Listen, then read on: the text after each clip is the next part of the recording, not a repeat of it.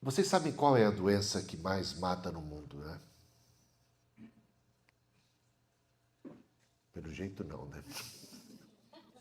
Não, acho que vocês sabem. Se não sabem, tem uma bela desconfiança, né? São as doenças do coração, as doenças cardiovasculares. Um terço das mortes todas, um terço das mortes todas, quer por acidente, quer por qualquer outro motivo, guerra, qualquer outra coisa. Um terço de todas as mortes no mundo é por causa do coração, das doenças cardiovasculares. 32, 33% de todas as mortes por causa do coração. Isso é grave, não é? Cuida do seu coração. Cuida do coração. Mas tem algo mais grave que isso, que também tem a ver com o coração. É a doença do nosso coração espiritual. É a doença. Sabe que coração na Bíblia? Acho que a gente entende bem isso, porque até na nossa cultura a gente sabe que coração significa muito mais do que esse órgão que pulsa, que bate aqui dentro do peito. Eu te disse isso de coração. Ou seja, eu quero dizer com todo o meu ser. Isso aqui é uma expressão sincera de tudo que eu sinto, penso, desejo. Coração é o centro do nosso ser, né? Dos nossos pensamentos, dos nossos anseios, das nossas emoções, das nossas decisões. Então, há um problema sério, e mais sério do que o problema do coração físico, na nossa humanidade. E em especial na nossa era, nesse tempo em que vivemos, que é uma doença do coração, que é uma tristeza, que esses são sintomas: tristeza, solidão, culpa, ansiedade, angústia, vazio, ou algo insaciável que procura preencher-se com isso, com aquilo, com prazeres e tudo, e continua sempre sedento. Então, o pecado, meus irmãos, afetou o coração humano de tal sorte que temos um coração corrupto, um coração, como diz as Escrituras Sagradas, enganoso é o coração, perverso, corrupto, de tal forma que nós mesmos não conhecemos o nosso coração. O nosso coração prega peças em nós mesmos. A gente fica surpreso, muitas vezes, com o que é capaz de dizer, com o que é capaz de fazer, como é que nós reagimos em certas ocasiões, com aquilo que a gente é capaz de fazer, que a gente fica envergonhado por nossas atitudes e por nossos sentimentos. Muitas vezes inconfessáveis, aquilo que passa em nossa mente e coração. Complicado, e a gente percebe que estamos com sérios problemas. Sérios problemas. Coração corrupto, um coração enganoso, um coração em conflito, um diagnóstico de um mal que é muito pior do que o mal que afeta o coração físico. E, aliás, este mal afeta o coração físico. Quantas doenças psicossomáticas por conta dessa doença, dessa enfermidade da alma, do ser. E aí eu convido você a abrir a Bíblia, que tem um versículo em particular que eu quero trabalhar hoje com vocês. Quero que vocês decorem, se ainda não decorarem, a coisa mais fácil do mundo é decorar esse versículo que fica em Provérbios, capítulo 23, versículo 26. Um versículo apenas, aliás, uma frase desse versículo apenas. É Provérbios. Provérbios 23, 26. Uma única frase desse versículo. Filho meu, dá-me o teu coração. É o pedido de um pai para seu filho. Pense no Pai Celestial, no ser mais poderoso do universo, que tem direito de reivindicar, de exigir, de cobrar, de se impor. E olha o que ele está fazendo aqui. Ele está pedindo. Ele não está nem exigindo. Ele não está se impondo. Ele não está reivindicando. Ele está simplesmente pedindo. E pedindo com muita ternura. Ele nos chama de filhos. Filho meu. Há muita ternura nesse falar. Filho meu, dá-me o teu coração. Olha o que Deus está pedindo. Qual é o maior de todos os mandamentos? Amar a Deus de todo coração. Qual que é a essência da verdadeira adoração? Não é nem nesse lugar, nem naquele lugar, mas Deus busca verdadeiros adoradores que o adorem em espírito e em verdade. Deus reclama, no livro de Isaías, temos o profeta Isaías, boca de Deus ali, diante de um povo que prestava cultos a Deus. E Deus fala, esse povo me adora apenas com os lábios, o seu coração está longe de mim. Um culto formal, por fora, bela viola, por dentro, pão bolorento. O que Deus pede de cada um de nós? O que Deus pede de você? Às vezes a gente pensa que Deus está pedindo de nós mais trabalho, que Deus está pedindo de nós que façamos isso ou façamos aquilo, ou qualquer outra coisa. Mas Deus está pedindo coração. E Ele é bem esperto, porque Ele sabe que se Ele tiver o seu coração, o resto vem junto, não é não?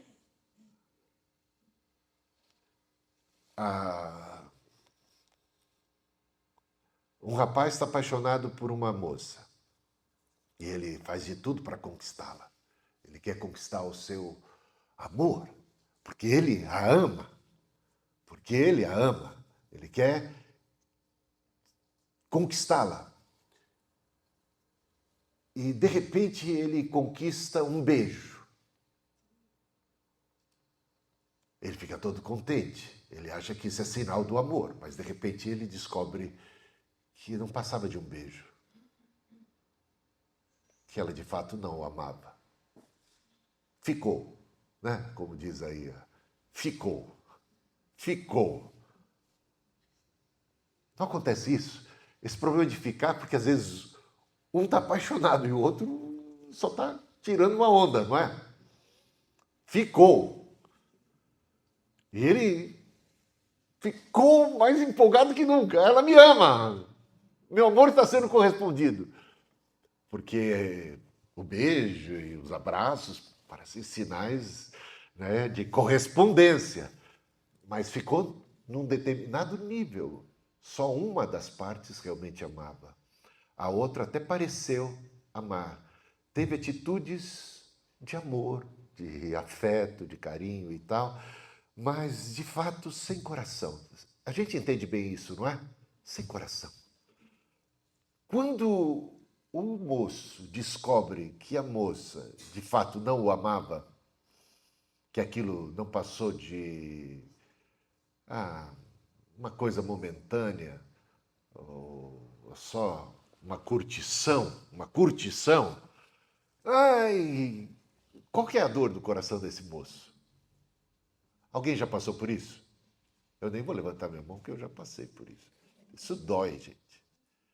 Mas você não teve o beijo que você tanto queria? Você queria o beijo? Queria o beijo, sim. Mas quem ama não quer só um beijo. Quem ama quer o coração. Quem ama quer ser amado. Ou não?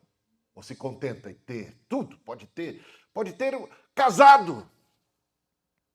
Podem estar casados, mas de repente descobre que não é amado. Isso é terrível, não é? Isso é uma dor. Bom, Deus está revelando algo parecido aqui, guardado as devidas proporções. Deus está contemplando um povo congregado, adorando e cantando e louvando, e tudo bonito, tudo aparentemente lindo. Mas ele percebe que está faltando essência, está faltando coração. Esse pequeno ingrediente que muda tudo. Muda tudo, gente. Você pode estar na igreja, você pode ter vindo hoje aqui ao culto, mas Deus sabe qual foi a sua motivação. Qual é a sua motivação para dar ofertas? Aliás, nós estamos precisando, gente. Dá uma olhada lá em cima como é que ficou. Está um caos. Está de doer o coração, de partir o coração. Mas tem gente que tem coração que bate pelas coisas de Deus, pela casa de Deus. Se o teu coração bate pela casa de Deus, sabe que isso aqui vai ficar bem caro. E o problema é que a gente acabou de reformar a cozinha. E fazer outras reformas. E o nosso dinheirinho, que não era tanto, né, já foi comprometido. E agora isso é uma surpresa para nós. Isso não estava nos nossos planos. Então, a gente não é de muito falar de oferta aqui, você percebeu já, né? Quem congrega aqui com a gente sabe que essa não é a nossa época. Aliás, Deus toca no coração das pessoas e sustenta a obra dele. A obra de Deus, feita do jeito de Deus, tem o sustento de Deus e o Senhor move. Mas a gente pode até dar oferta, pode ser dizimista, mas pode fazer tudo isso, sei lá, por razões outras, sem o devido amor. Ainda que, diz o apóstolo Paulo, escrevendo aos Coríntios, no capítulo 13, ainda que eu seja generoso, ainda que eu venda os meus bens e dê aos pobres, pratique caridade, coisa linda, que é elogiável, sim, mas se não tiver amor, então ele pressupõe a hipótese de pessoas serem caridosas sem a devida, correta motivação, sem coração, sem o amor. Sem o amor, nada mais vale. Ainda que eu profetize, ainda que eu tenha fé para mover montanhas, e isso e aquilo, que eu tenha sabedoria, ciência, que eu fale a língua dos homens e dos anjos, sem amor, nada aproveita. É tudo vazio, é tudo sem coração, sem essência. É tudo para inglês ver. Você entende para inglês ver, né? Essa expressão é boa aqui. É para cumprir uma determinada formalidade, dar um tapa na aparência da coisa. Então, tem muita religiosidade hipócrita. Tem muita religiosidade vazia. E Deus não quer isso de maneira nenhuma. O que Deus realmente quer é a religião do coração. É uma religião verdadeira, é a religião do coração. O que Ele mais pede de você é que você o ame. Ele quer o seu coração. E quando Deus tem o nosso coração, Ele tem tudo de nós. Quando eu me apaixonei pela Cristina e ela foi morar bem longe, eu não medi esforços para estar com ela. Pegava 3 conduções e ia como se não fosse nada. Por quê? Porque quando a gente ama, tudo fica leve, tudo é diferente, tudo é prazeroso. A vida cristã, aliás, é para ser leve. O meu fardo, disse Jesus, é leve e suave. E a gente começa a entender que é leve e suave porque ele começa com amor. Ele começa com um relacionamento de amor. E o que Deus está pedindo de nós, meus irmãos, não é algo que Ele mesmo não tenha já feito. Ele não está pedindo, filho meu, dá-me o teu coração, sem primeiro ele não ter dado o coração dele para os filhos. Isso é que a gente encontra na Bíblia. Deus amou o mundo de tal maneira que ele deu-se a si mesmo, deu o seu único filho. O seu único filho deu-se por nós. Ele prova o seu amor para conosco, porque ele morreu. Ele nos amou a ponto de dar a sua própria vida por nós. E ninguém tem maior amor do que aquele que é capaz de doar-se, de sacrificar-se em favor da outra pessoa. Isso é coração. Deus já nos deu o seu coração, gente. Ele nos amou primeiro. E ele agora nos cativa. E ele nos cativa de uma maneira, eu diria assim, natural. Ele quer nos conquistar e ele teria 1000 maneiras de fazê-lo. Ele poderia simplesmente mudar algo na nossa mente e a gente ia ficar apaixonado por Jesus. Ou você acha que não? Ele poderia ter já nos criado programados para amá-lo. Ah, eu poderia ter feito isso com a Cristina. Eu não poderia porque eu não tenho esse poder, mas se tivesse... Aí ela seria toda amor.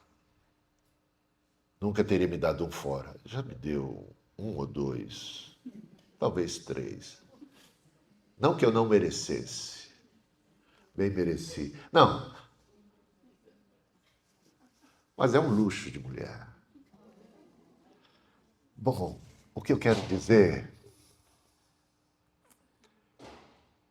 Se eu tivesse o poder de mudar a cabeça da Cristina e colocar algo lá para que ela me amasse, e agora ela responderia ao meu amor seria correspondido.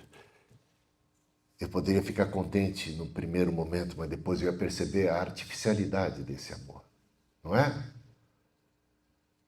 Ela não ia estar me amando de coração, ela estaria me amando de programação. É diferente. Deus nos criou e concedeu a nós uma baita capacidade e liberdade. E agora Ele quer nos amar. Ele nos ama, mas Ele quer ser amado. Por isso o maior de todos os mandamentos: ama teu Deus de todo o teu coração, com toda a tua força, tua mente, com tudo que você é. Mas isso é um mandamento que Deus quer que a gente abrace, não por uma obediência servil. Você sabe aquele irmão do filho pródigo da parábola? O irmão mais velho do filho pródigo? Ele ficou em casa. Ele não foi rebelde que nem o seu irmão mais novo, que pegou a herança e foi para longe do pai, e esbanjou tudo, viveu em devassidão, em pecados, 1000 e 1000 pecados. Não, ele ficou em casa, ele era bem comportado, ele estava ali ao lado do pai, ele parecia fazer tudo direitinho, tudo certinho. Mas no final dessa parábola a gente percebe que o relacionamento dele com o pai era um relacionamento truncado. E era tão truncado que ele não parecia fazer tudo de maneira espontânea. Ele fazia já esperando algo em troca.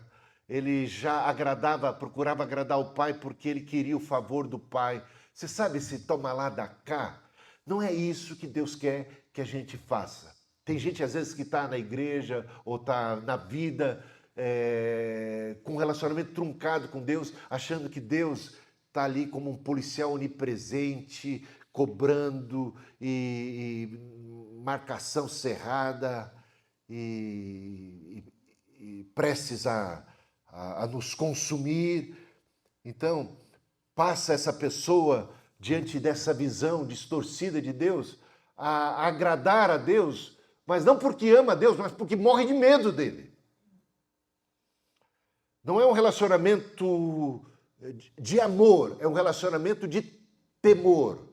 é um relacionamento de pavor, é um relacionamento de uma pessoa que é servil, uma pessoa que é escrava e que está debaixo de um cabresto. E Deus não colocou cabresto e nem nos governa com rédeas curtas. Ele não nos trata como bestas, como animais. Ele quer realmente que nós, espontaneamente, entregamos o nosso coração a Ele. Lembra da prova de Abraão? Abraão foi provado. E todos nós podemos ter certeza, seremos provados de maneira semelhante. Tudo que Abraão queria na vida era um filho. Deus prometeu, passado muitos anos, cumpriu. E Abraão teve um filho com sua esposa Sara. Seu nome é Isaac. O filho cresceu e Deus fala assim: agora eu quero o filho. Eu quero teu filho para mim. E o que fez o Abraão? Foi capaz de sacrificar ou de entregar seu próprio filho a Deus. Deus deu, Deus está querendo levar, bendito seja o nome do Senhor. Que prova, hein? Quando Abraão estava prestes a sacrificar seu filho, Deus interveio e disse: basta. Você passou no teste. Você passou na prova de amor. Você mostrou para mim que você me ama mais do que ama o seu próprio filho. E que seu relacionamento comigo não era um relacionamento por causa do filho. Que você não me buscou e você não me serviu para ter um filho, ou por causa do filho. Então, Abraão passou nesse teste. E a gente sabe que quem vai dar o filho, o próprio filho, é o próprio Deus, o Pai. Vai dar o seu filho por nós. O jovem rico, lembra do jovem rico? Ele obedecia os mandamentos, ele cumpria tudo aparentemente direitinho, e foi procurar Jesus e falou: mestre, o que é que eu preciso fazer para ter a vida eterna? O que é que me falta para passar de ano? Que nota que eu preciso tirar? O que é que eu preciso fazer além do que eu tenho feito? Jesus, o amando, disse: uma coisa te falta. Uma coisa te falta. E o que era? Filho meu, dá-me o teu coração. Parece que o teu coração está em outro lugar, não é? Hã? Das riquezas. E você é capaz de me amar mais do que ama as riquezas? Do que ama o dinheiro? Do que ama o sucesso? Do que ama os prazeres dessa vida? Está entendendo a lógica? Filho meu, olhando para ele e o amando, disse: dá-me o teu coração. Onde está o teu coração? Aí está o teu tesouro. E se o seu tesouro for os bens materiais, se o teu tesouro for a família, se o teu tesouro for a carreira profissional, se o teu tesouro for qualquer outra coisa, os prazeres, qualquer coisa, sucesso, poder.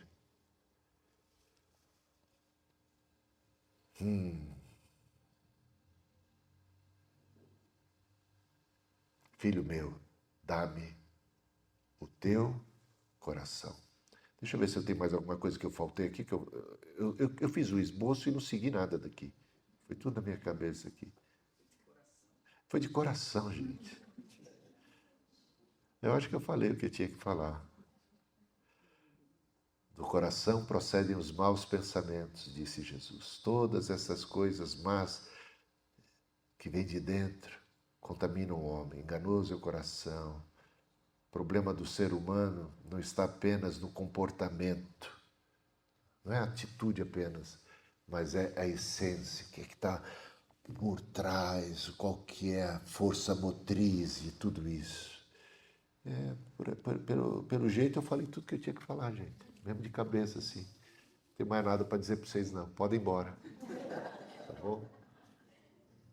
O recado está dado, né? É para vocês, é para mim, é para todo mundo, para quem quer que seja, né? Que nosso relacionamento com Deus seja um romance, algo de amor, algo de coração.